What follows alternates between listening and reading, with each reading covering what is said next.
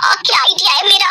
ए लड़की, जल्दी निकलो, अंदर क्या कर रही है इतनी देर से?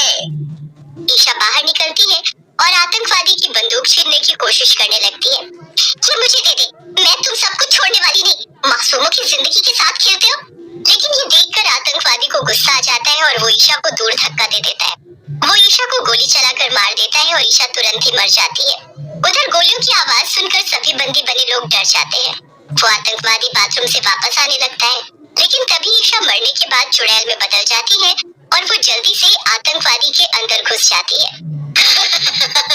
अब मजा चखाऊंगी इन सब आतंकवादियों को। मैं मर गई तो क्या हुआ, मैं इन सब मासूम लोगों को बचा लूंगी। वैसे भी मैं ये सब लोगों को बचाने और इन आतंकवादियों को हराने के लिए तो कर रही थी ना। आतंकवादी के अंदर घुसी हुई चुड़ैल जोर जोर से हंसने लगती है और फिर अपनी बंदूक उठाकर बाकी लोगों के पास जाकर खड़ी हो जाती है। ईशा को वापस न आता हुआ देखकर श्रेया घबरा जाती है। मेरी सहेली ईशा, ईशा कहाँ गई?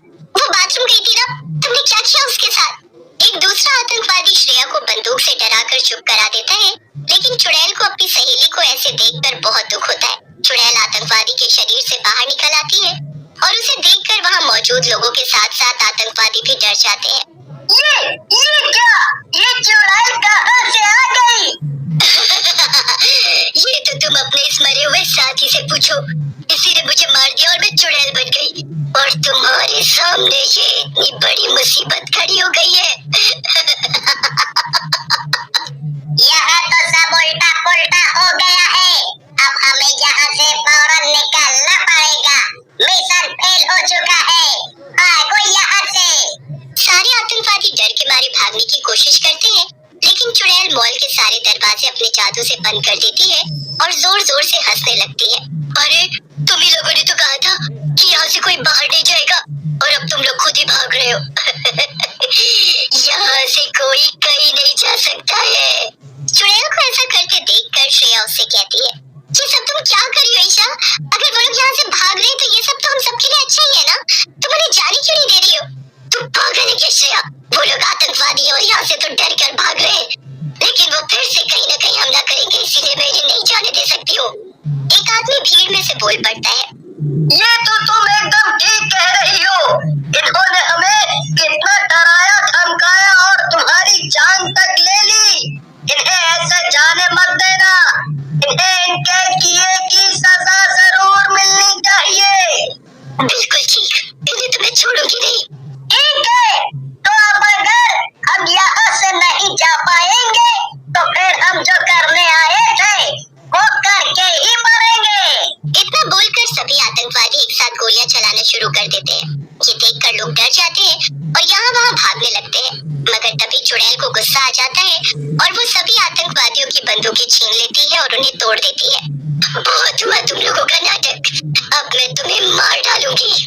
श्रेया एक पिलर के पीछे छुपकर ये सब देख रही थी, लेकिन तभी उसे एक विचार आता है। वो जल्दी से अपने फोन से पुलिस को बुला लेती है। चुड़ैल उन सबको मारने वाली थी कि तभी श्रेया उसके सामने आ जाती है और उससे कहती है, पागल मत बनो ईशा, इन्हें मारने से हमारा कोई फायदा नहीं होगा।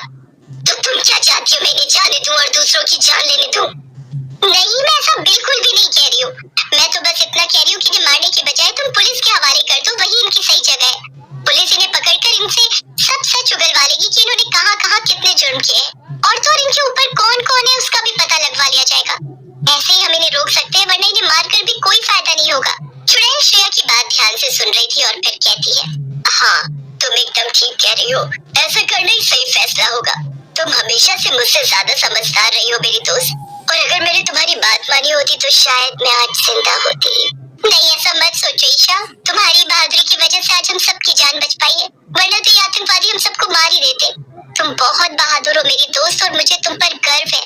चुड़ैल ये सब सुनकर खुश हो जाती है। तभी वहाँ पर पुलिस के सायरन की आवाज आती है और पुलिस अंदर घुस आती है। सामने का नजारा देखकर पुलिस वाले भी हैरान हो जाते हैं। तभी श्रेया आगे आती है और कहती है, मैंने ही आप लोगों को फोन करके बुलाया है। इन आतंकवादियों ने मेरी सहेली को मार दिया है और वो चुड़ैल बन गई है। आप इन लोगों को गिरफ्तार कर लीजिए। पुलिस वाले तुरंत सभी आतंकवादियों को गिरफ्तार कर लेते हैं। उनके जाती चुड़ैल को भी मुक्ति मिल जाती है और अगले दिन सारे शहर में ईशा के नाम की वाहवाही होने लगती है कि कैसे उसने अपनी